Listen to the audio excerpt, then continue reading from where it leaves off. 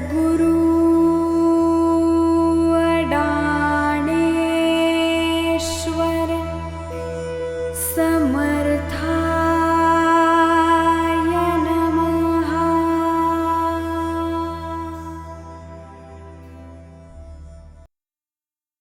आरतीत आपण दादाची चिंतारूपाने द्रव्य टाकतो, तिथेच अर्पण करतो. त्याचं काय करावं अशा प्रकारचं एखादं?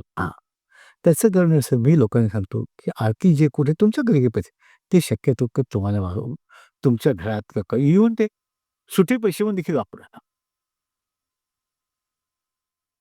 पूर्वी काय करत ते पैसे आम्ही दादांकडे पाठवत. तर आमचे कसे लोक करतात ते इथं आमचं जे संसार पाठवत आमच्या प्रोग्रामला. मी स्वतः लोकांना तुमच्या घरी ठेवा, तुमच्या घरी कुठेतरी कार्यक्रम करायचे. तुमचे पाय पाहून बघा. मी मुद्दाम दोन अमरावतीचे लोक म्हणायचे आम्ही पैशाचे काय खायचं अरे तुमच्याकडची मुकी मुलं आहेत, तुमच्याकडे काय गोव्याला बोलतात, खर्च करा. त्यामुळे त्या लोकांनी वाटत नाही की आम्ही जास्त खर्च करतो. आता 50 रुपये खर्च झाला, 55 रुपये ते घालायला तयार असतात. तुमच्या गावाचं जिथं तुमच्या आहेत त्याचं किती वैशिष्ट्य ठेवा. हे पैसे जमेत. आता काय करायचं? ते पैसे शक्यतो आपल्या जेवणाला वगैरे वापरू. अनाथ, अपंग किंवा कोणाच्या लग्नाला द्यायचं असेल तर ठीक आहे, पण तुमच्या गावातल्या लोकांना करू. म्हणजे ते तुमच्याकडे ते लोक ते त्यांना त्यांच्या काय म्हणजे त्यांना करू नाही तर त्यांचे पैसे दुसरीकडे माझ्याकडे गेले ते म्हणजे देसाई काय करतात कोणा ठोक तर तेच चालू साहेब. आणि त्यामुळे काय करायचं तुम्ही तिथलेच बोलत आहे वा हा कार्यक्रम तू कर, मग ह्या पैसे हे पुढचे तसे त्याला दिला. हे तुम्ही हे तुम्ही कळवलं पाहिजे. त्या पैशाचा हिशेब आपल्याला काय माहित नाही, कारण ते माझं नाही, ते टाकलेलं आहे, ते मी घेणार नाही. आणि ते मग अनाथ, कॅन्सर, पण आता काय व्यक्तिगत द्यायला लागले मग खोटी लोक येणार मी असं आहे तसं आहे. त्यामुळे कोणी संस्थाने जाऊ, तिथे जाऊ, किंवा कुठे काही लग्नात जायचं आहे किंवा काही लोक अगदी अत्यंत आजारी लोक आहेत त्यांच्याकडे जाऊन त्याच्या मानेखालती त्यांच्या उशीखालती पैसे ठेवतात. ते करा. लोकांना माहीत नव्हता ते तुम्हाला वेळ करणार ते करणारच. ते त्यावर आपोआप येणार ती संस्था. मला एक माहिती आहे सिंधुदुर्गात उदाहरण की त्यांच्याकडे वृद्धाश्रम नव्हता, पण नंतर आता काय 1-2 वृद्धाश्रम लोक जातात ते जातात. असं होणार.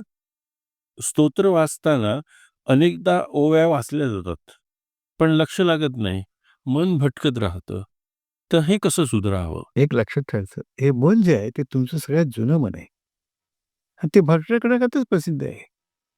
सकाळी देखील बोललात येऊन सकाळी दुसरं गुलाबाचं फुल जरी बघलं तर गुलाबाच्या फुलाकडे तुमचं लक्ष आलं ते दुसरं खायला काय आलं ते लक्षात आहे, खायला आले ते परत चहा असं येतं. ही मनाची क्वालिटीच अशी आहे की मन प्रमाथी उच्छृंखल असतं. तर ते दररोज स्तोत्र वाचल्यानंतर किंवा 5-5 वाचल्यानंतर मग मन ताळ्यावर येतं. म्हणून हे पारायण साहित्य. तुम्हाला मन ताळण्याला की नाही बस बाबा याच्या करताच. आणि तुमचं कोणाचंही सदृश स्तोत्र वाचताना 243 ओव्या वाचताना सगळं शांत होईल असं मन जाणारच. मनाची ती क्वालिटीच आहे की जायची. म्हणून तुम्हाला सांगतात सदृश सागर ते स्तोत्र वाचा आणि नामस्मरण करा. बस हे जगाचं भक्तीची युक्ती हीच. नामस्मरण म्हणजे तुमच्या मनात जरा सुद्धाही राहतं. पण काही लोक आहेत ज्यांना सद्गुरू मिळालं नाही. पण आपण अगदीच नाव घ्यायचं म्हणजे मी यशवंतराव चव्हाणांचं नाव घेतो. ते कुठल्या देवाची भक्ती करत नाहीत, पण ते शांत राहत. मनात कसलेही विचार नसत. त्यांना मी पुष्कळ पाहिले त्यांच्या ह्याच्यात जवळ. आता बरीच लोक त्यांचे अत्यंत लोक त्यांच्या भांडणात असत भांडत राहत. पण एकदा भांडणाच्या बाबत तर ते सांगत ऑलरेडी माझ्यातर्फे हा मी विषय मिटवला आहे, तुम्हाला काय करायचं करा. म्हणजे ते मनात देखील ते विचारामध्ये देत नसत. असे लोक आहेत, त्यांच्या मनावर फार कंट्रोल असतो. हे अनेक जमिनीचे काहीतरी हे असतात. तर ज्याचा मनावर कंट्रोल असतो, ज्याचं मन हे होतं, तोही सद्गुरूचा भक्तच असतो. पण मग त्या कुठल्या तरी कामात पद सद्गुरूकडे यावं लागतं. म्हणून सद्गुरू काय सांगतात की तुम्हाला मन अगदी निर्विकार करता येत नाही. आणि मनात अनेक विकार असतात म्हणून साचा अरणश नाव नमाः. मग तो तुमच्या मनात विचार येतो, आता मी अरणश नाव घेतलंय, पण त्यामुळे उद्या बँकेत पैसे भरायचे आहेत, ते कसं काय? परीक्षेत मी नापास होईन, तसं कसं काय? दादी सांगितलं, ते तू कर आणि मग बघ, ते तू कर. तो पहिली गोष्ट, सगळ्यात अवघड गोष्ट, तो विचार करून टाक. मी उद्या परीक्षेत नापास होईल, आता सर्वच नाव घेऊन कसं होईल, तो विचार करून टाक. हीच तपस्या आहे. आणि ही तपस्या जमणं, हीच आम्ही म्हणतो भक्तीची युक्ती हीच. दादांनी सांगितलं, सद्गुरूच फार सरळ टाकावा, काही असो सद्गुरू. हे किती अवघड आहे. तुम्ही विचारलं, मी किती बोलू ते माझ्यावर, आता काय घरी गेलं काय आलाच विचार. हे सगळे विचार टाकले पाहिजे. बाकी सांगतो मला मी विचार येत नाही, काय नाही. विचार टपूनच बसलेले असतात. चांगले काय वाईट विचार काय येणारच. त्याच्याकरता झाडू म्हणजे सद्गुरू आहे. त्याच्याकरता सरस्वत वाचा 5-10 4-10 काय जितकी वेळ वाचायचं. फावल्या नामस्मरण करा, नाहीतर फावल्या बघा गीतं वाचा. ही दादांची जी आहेत ती गीतं वाचा, महात्म्य वाचा. हे दादांचं. आणि हे तुमचीच तक्रार नाही, जो जन्मला आहे त्याचीच कित्ता आहे की माझं शेवटपर्यंत वागचण होत नाही. श्रीकृष्णाची मी म्हणणारे फक्त तेच आहेत. मग अर्जुनाला दिसते तर अर्जुन शेवटची देखील लग्न केलीत, अर्जुन शेवटी देखील बोलत आहेत. श्रीकृष्ण म्हणते असेल मग ह्या गोष्टी कशा. स्तोत्र ठेवण्याची जागा कोणती असावी? एक आमचं पण जिथं स्तोत्र ठेवणार ती जागा पवित्रच असणार, होणारच ती पवित्र. म्हणून लोक आपल्या खिशात ठेवतात. चांगल्या ठिकाणी ठेवावी, पण तिथं बाकीची पुस्तकं असू नयेत, किंवा हिशेबाच्या वह्या असू नयेत, टेलिफोनची बिलं असू नयेत. तशी ठेव, बाकी काही नाही. आपलं जे पंचक आणि अष्टक आहे, त्याबद्दल आपण थोडंसं मार्गदर्शन केलं तर जरा आम्हाला ज्ञानात भर पडेल. पंचीकरणचं अष्टक काय ही सगळी आपण सद्गुरूंना सांगतो. सद्गुरूंशी बोलणं. आता आपण बोलता जर सारवी शब्द वापरतो, आपण हे सद्गुरूंशी आपण काय वेळेत बोलतो, कारण आपण बोबडे बोल, कारण आपण तेवढं मराठी सुद्धा असतं.